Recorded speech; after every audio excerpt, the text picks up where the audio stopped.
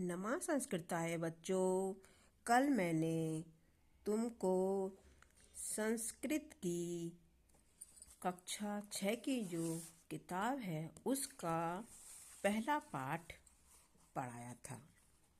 बच्चों, मैंने कल आपको होमवर्क दिया था इस पाठ के शब्दार्थ याद करने के लिए, जिससे हम इसका अर्थ आसानी से निकाल सकें। चलिए बच्चों, अब हम आपको इसका अर्थ बताते हैं। सबसे पहले हम इसकी संस्कृत पढ़ते हैं। चलिए। मातृभूमे नमो, मातृभूमे नमः, मातृभूमे नमो, मातृभूमे नमः। तव गिरिभ्यो नमस्ते, नदीभ्यो नमः। तव वनेभ्यो नमो, जनपदेभ्यो नमः। तव कणेभ्यो नमस्ते, अणुभ्यो नमः। मातृभूमे नमो, मातृभूमे नमः। प्राणदे त्राणदे, देवी शक्ति प्रदे। रिद्धि दे सिद्धि दे, भुक्ति मुक्ति प्रदे। सर्वदे सर्वदा, देवी तुभ्यं नमः। मातृभूमे नमो, मातृभूमे नमः। चलिए बच्चों, अब हम इसका हिंदी अर्थ निकालते हैं। हे मातृभूमि, तुम्हारे लिए नमस्कार। हे मातृभूमि, तुम्हारे लिए नमस्कार। हे मातृभूमि, तुम्हारे लिए नमस्कार। हे मातृभूमि, तुम्हारे लिए नमस्कार। तुम्हारे पर्वतों को नमस्कार। तुम्हारी नदियों को नमस्कार। तुम्हारे वनेभ्य अर्थात जंगलों को नमस्कार। तुम्हारे जनपदों हमने क्या बताया था? राज्य। तुम्हारे राज्यों को नमस्कार।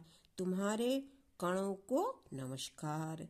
तुम्हारे अणुओं को नमस्कार। हे मातृभूमि, तुमको नमस्कार। हे मातृभूमि, तुमको नमस्कार। हे देवी, देवी कैसी है? हे देवी, देवी कैसी है? प्राण देने वाली है। त्राण अर्थात रक्षा करने वाली है। शक्ति प्रदान करने वाली है।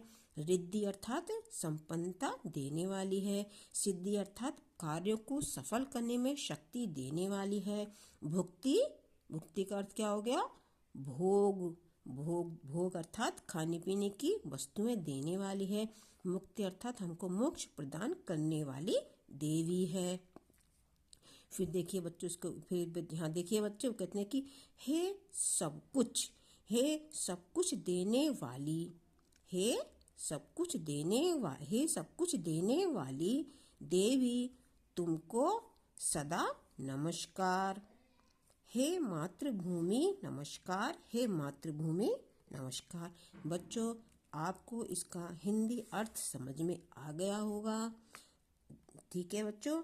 देखिए बच्चों, अगर आपको कुछ भी समस्या हो तो आप मुझे बेहिचक होकर कमेंट बॉक्स में कमेंट कर सकते हैं। बच्चों, मैं इस किताब को पढ़ाने के साथ साथ इसका जो पीछे ग्रामर दी रखी है वह ग्रामर भी आपको पढ़ाऊंगी, ताकि आपको इस संस्कृत शब्द का अर्थ और आसानी से समझ में आ सके और आप व्याकरण के जो वाक्य बनाए जाते हैं उनको भी आप आसानी से कर सकें। ठीक है बच्चों। देखिए बच्चों, इसमें थोड़ा सा ये दे रखा है, चलिए इसको भी देख लेते हैं। ये कह रहा है हे मातृभूमि, तुभ्यम का मिस होता है तुम्हारे लिए।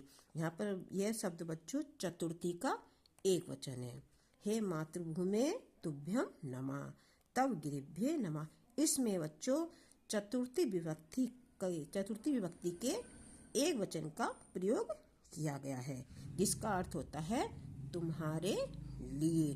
ठीक है बच्चों। आपको बच्चों यह वीडियो कैसा लगा कमेंट बॉक्स में कृपया करके मुझे ज़रूर बताएं, ताकि मैं आपको आगे भी इसी तरह से पढ़ाती रहूं। नमस्ते संस्कृताय बच्चों।